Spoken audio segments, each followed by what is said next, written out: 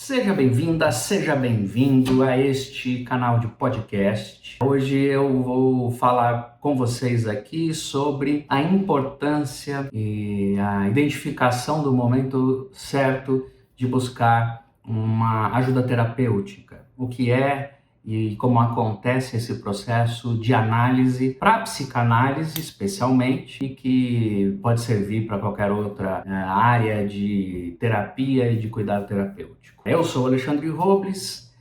Todas as sextas-feiras eu entrego para vocês um novo episódio desta série Ressignificar, que ela fica disponível nos agregadores de podcast em áudio, em todas as plataformas. Você vai me encontrar, Vox Podcast Alexandre Robles, ou no canal do YouTube, youtube.com/Alexandre Robles. Você me encontra também cada semana um episódio diferente, onde eu tenho feito elaborações e batido um papo aqui com vocês rapidamente para falar um pouquinho sobre a psicanálise e a espiritualidade, numa relação de intercâmbio entre essas duas maneiras de compreender o homem, o humano, a vida, a existência, e é muito bom poder estar aqui com você. Tudo isso na intenção de gerar uma ressignificação do nosso olhar sobre os temas mais importantes da vida. Se você quiser saber mais sobre mim, sobre o meu trabalho, eu sou um psicanalista, você vai encontrar aqui nos links que estão nas legendas desses episódios, as minhas redes sociais, os meus contatos de WhatsApp, você pode conversar comigo diretamente e vai ser um prazer poder falar com você. Também é muito bom ler seus comentários e receber seus retornos depois pelas redes sociais e pelo WhatsApp, pelo Telegram, que eu tenho um canal no Telegram, e é muito bom quando você me conta o que você achou de cada episódio e como tem sido importante, ou suas sugestões de novos episódios, enfim, tudo isso é muito bom.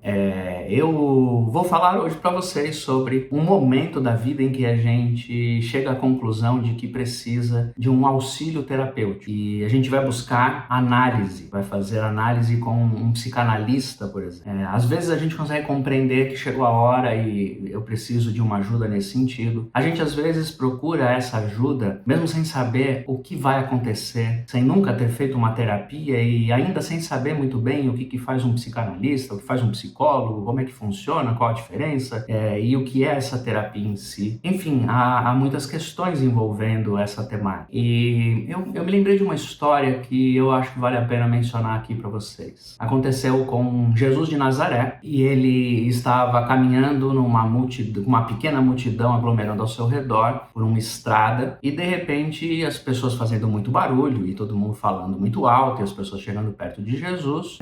Um homem que ficava sentado à beira da estrada pedindo esmolas. Esse era o seu costume diário, porque ele era deficiente visual, ele era cego, então ele não podia, não tinha muitas opções de trabalho e ajuda numa cultura como aquela que o desprestigiava, e ele então era um mendigo, e ele ficava ali à beira do caminho vivendo de esmolas. Mas quando ele ouviu aqueles passos e aquela gritaria, ele começou a perguntar: o que está acontecendo? Quem está passando aqui? E disseram para ele: é aquele profeta lá de Nazaré chamado Jesus. Nessa hora esse homem começou a falar e a gritar e a pedir a atenção de Jesus, e chamava Jesus inclusive por uma expressão que era muito usada na antiguidade de Israel, a respeito de uma figura do Messias, aquele que seria um grande libertador do povo de Israel. Ele gritava: Jesus, filho de Davi, tem misericórdia de mim. Quando ele começou a gritar isso e chamar muito a atenção, mesmo que as pessoas por perto dissessem: para de gritar, você acha que ele vai te ouvir? Nesse momento Jesus parou a andança, voltou-se para aquele homem, a direção daquele homem, e quis conversar com ele. Se aproximou daquele homem e fez uma pergunta: o que você quer que eu te faça? E aqui nesse momento eu vejo um impacto existencial muito profundo na pergunta de Jesus, na abordagem de Jesus àquele homem. Porque aquele homem era, como eu já disse para vocês, um cego que estava mendicando ali naquela estrada, como era o seu trabalho diário, a sua rotina. Jesus então chega para ele e pergunta: o que você quer que eu te faça? Pode parecer óbvio para qualquer pessoa ali que aquele homem dissesse: eu quero enxergar. Aliás, foi o que ele disse para Jesus. Mas então por que Jesus pergunta para ele? Como se Jesus, de modo mais profundo, estivesse chamando a atenção daquele homem para dizer: você sabe o que é que você precisa? O que você quer? Sabe aquela suposição, quase brincadeira que a gente faz de vez em quando, que se aparecesse um gênio da lâmpada e você tivesse apenas 3 pedidos, o que você pediria? E a gente faz os exercícios todos da vida, né? Eu pediria isso, aquilo outro. Se você estivesse hoje diante de Deus, diante daquele que tem todo o poder do universo, o que você pediria? Essa pergunta, ela é muito importante. Ela é confrontadora, inclusive. Será que eu sei o que eu preciso? Será que eu sei o que eu iria pedir? Será que eu sei o que é que eu carrego no meu coração? De modo bem prático, naquela cena, naquela história ali, aquele homem que era um mendigo cego, ele poderia ter dito assim para Jesus: eu quero uma esmola. Eu queria que o Senhor avisasse essas pessoas que estão passando aí do seu lado, que elas tivessem misericórdia de mim, e quem sabe o Senhor me dando uma esmola, vários outros também dariam essa esmola. Já pensou? Talvez com o montante de esmolas que eu ganhasse agora, eu não precisasse voltar aqui durante um mês inteiro. Quem sabe ele pudesse dizer assim para Jesus: eu quero uma esmola. Porque inclusive muitas vezes a gente passa a nossa história de vida a partir dessa lógica. A gente tem necessidades mais profundas, mas acaba querendo atender e lutando para satisfazer e pedindo que as pessoas satisfaçam necessidades mais externas, exteriores, rasas e superficiais. O nosso problema real mesmo é que nós somos cegos, não enxergamos, mas a gente também é mendigo. Então a gente quer que uma pessoa nos dê esmolas na vida. Então nós carregamos questões pessoais muito mais profundas, mas a gente aceita as esmolas. A gente aceita relacionamentos tóxicos, manipuladores, superficiais, sem confiança, relacionamentos opressivos, relacionamentos estranguladores, sugadores de energia, só para não ficar sozinha, só para não ficar sozinho. A gente tem questões e necessidades muito mais profundas, mas a gente tem tanto medo de ficar sozinho que aceita qualquer pessoa na vida. E por aí vai. A gente fica aceitando esmolas, chorando por esmolas, buscando esmolas, quando na verdade a gente deveria poder dar-se conta e assumir que carrega um problema mais profundo e que desejaria solução para esses problemas mais profundos. Por isso que Jesus pergunta para ele: o que você quer que eu faça? E ele pergunta isso para todos nós, existencialmente falando, mas sobretudo essa é a pergunta que está por trás do processo terapêutico em si. O que é fazer análise? Um analista, por exemplo, um terapeuta, uma terapeuta, é aquela pessoa que vai nos fazer essa pergunta de muitas maneiras. O que você precisa? Você sabe o que você precisa? Você já identificou dentro de você quais são as carências, os vazios, as angústias que te fazem pesar e que lançam você na direção de muitos lugares e de muitas pessoas e de muitos objetos? Você entende qual é a sua falta real? O processo de análise é uma pergunta. Quando eu estou num processo de análise, quando eu estou sendo analisado por um terapeuta, quando eu estou sendo ajudado a me analisar nesse processo, o que eu estou buscando é justamente responder a essa pergunta: será que eu sei o que eu preciso? Será que eu sei o que eu desejo? Será que eu sei o vazio que eu carrego? Será que eu sei a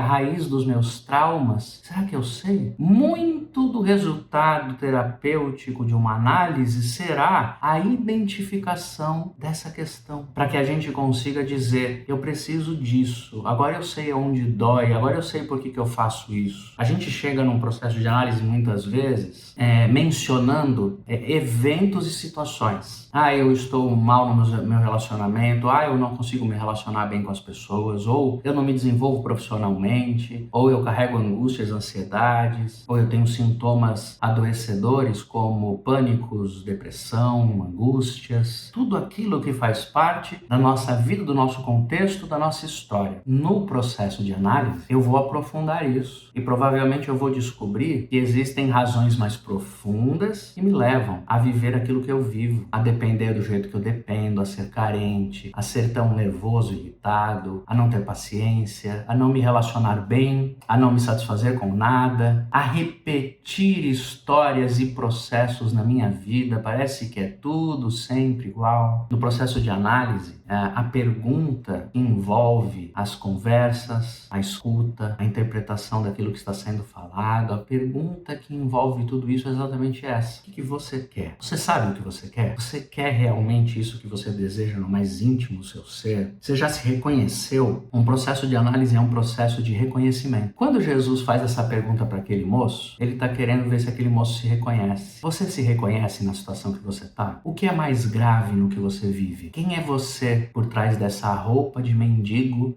que estiveste?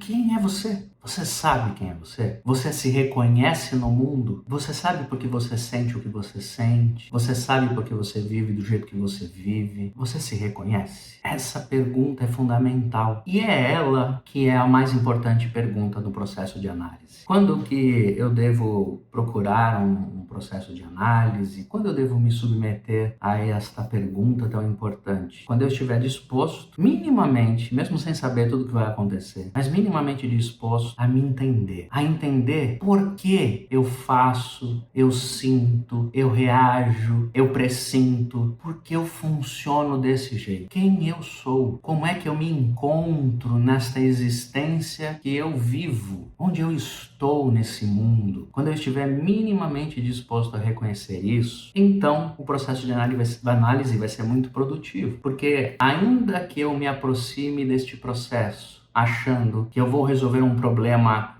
imediato, um problema circunstancial, um problema pontual, eu vou descobrindo aos poucos que eu não estou ali para apenas resolver um problema, mas que eu estou ali para me reconhecer de um modo mais profundo e amplo, antes, a despeito e para além de qualquer problema que eu esteja vivendo. Fazer análise é um processo de muita coragem. Aliás, as pessoas, nós todos como cultura, somos muito descuidados e equivocados nas nossas afirmações sobre quem precisa de terapia.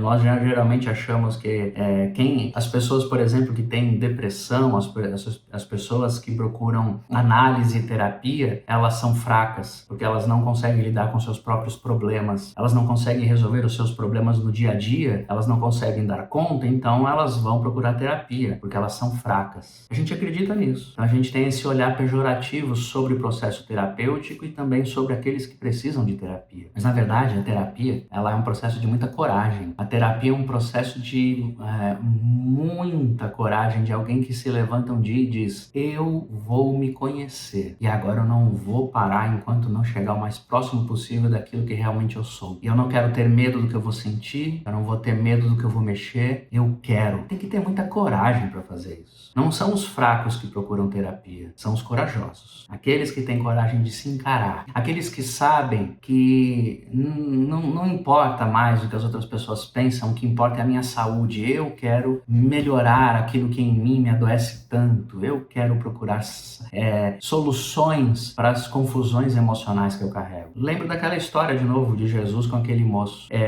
Uma multidão aglomerava-se e apertava Jesus, mas foi aquele homem que era cego fisicamente que enxergou naquele profeta de Nazaré, Jesus, uma missão mais profunda e divina. É tão bonito essa história no texto. A multidão aglomerando ali perto de Jesus, mas foi aquele homem cego que para todos os outros era quem não enxergava, mas ele só não enxergava fisicamente. Espiritualmente ele já enxergava mais que todo mundo. E ele disse assim: Jesus, filho de Davi, tem misericórdia de mim. Ele sabia quem Jesus era e ele sabia o que Jesus podia fazer por ele. Misericórdia. Então ele começou a gritar e começou a pedir para que Jesus olhasse para ele. Aquele homem já enxergava Jesus melhor do que todos os outros que fisicamente enxergavam, mas que tinham tantas dúvidas e tantos receios a respeito da figura de Jesus de Nazaré entre eles. Aquele homem que fisicamente não enxergava, já enxergava muito mais do que os outros. Quem tem coragem de dizer: preciso procurar uma ajuda terapêutica, já começou a enxergar, já deu o primeiro passo. Porque você não vai procurar uma ajuda terapêutica se você não tiver enxergado que precisa e que aquela análise vai poder te ajudar. E se você entendeu isso, você já está enxergando mais do que a maioria esmagadora dos seres humanos que vão passando pela vida, fazendo estragos e se estragando, não dando o braço a torcer de que precisam de uma ajuda para elaborar as suas próprias questões. Aquele homem já enxergava mais que todo mundo. e ele teve coragem de bancar isso. Tem que ter muita coragem para, num lugar como aquele em que você já é desprezado naturalmente por ser um deficiente físico, um mendigo, começar a gritar, pedir a atenção de um profeta como Jesus que estava passando no meio de uma multidão. Tem que ter muita coragem para dizer: eu preciso de ajuda e eu queria que ele me olhasse. Tem que ter muita coragem para isso. Não são os fracos que procuram terapia, são os corajosos. E nós, aqueles que entendemos a importância de buscar, tanto na análise quanto até na sua elaboração espiritual, aqueles que, fazendo este caminho, estão dispostos a se enxergar e a permitir que aquele processo os modifique internamente, esses são os corajosos que vão ter muitos benefícios conforme respondem para si mesmos no seu processo de análise, na sua autoanálise, no seu caminho espiritual, no seu caminho psicanalítico. Aqueles que neste caminho, nesta jornada, têm coragem de observar suas questões mais profundas e descobrir por que são como são, porque fazem o que fazem, porque sentem o que sentem, porque funcionam dessa maneira. Então eu queria dizer para você isso. Fazer análise é um ato de coragem. Para fazer análise a gente tem que se abrir e tem que estar disposto a aprofundar para se enxergar, se encontrar e se reconhecer. Quando chega esse momento da vida, isso é o primeiro... entender isso já é o primeiro sinal de que você começou a enxergar o que é a vida. Você começou a enxergar o que é importante na vida. Cuide de você, reconheça-se no mundo e aí você já não vai mais ser vulnerável aos olhares das outras pessoas, às imposições das outras pessoas, aos gostos, às exigências, às expectativas das outras pessoas, porque você vai se reconhecendo e conforme mais você se reconhece, mais se apropria de si mesmo, melhor você vive a vida. Esse é um processo de análise. Eu gosto muito desse texto que eu contei para você, em que eu percebo a atuação de Jesus de Nazaré como uma abordagem terapêutica, sobretudo terapêutica. Assim como eu vejo nos seus caminhos, nas suas abordagens e nas suas histórias, sempre uma abordagem terapêutica. Espero que você tenha sido de alguma forma estimulado a pensar sobre isso. Conte comigo no seu processo, estarei à sua disposição e faça a sua jornada, ela sempre vai ser a melhor viagem da sua vida. Faz bem para você e até uma próxima.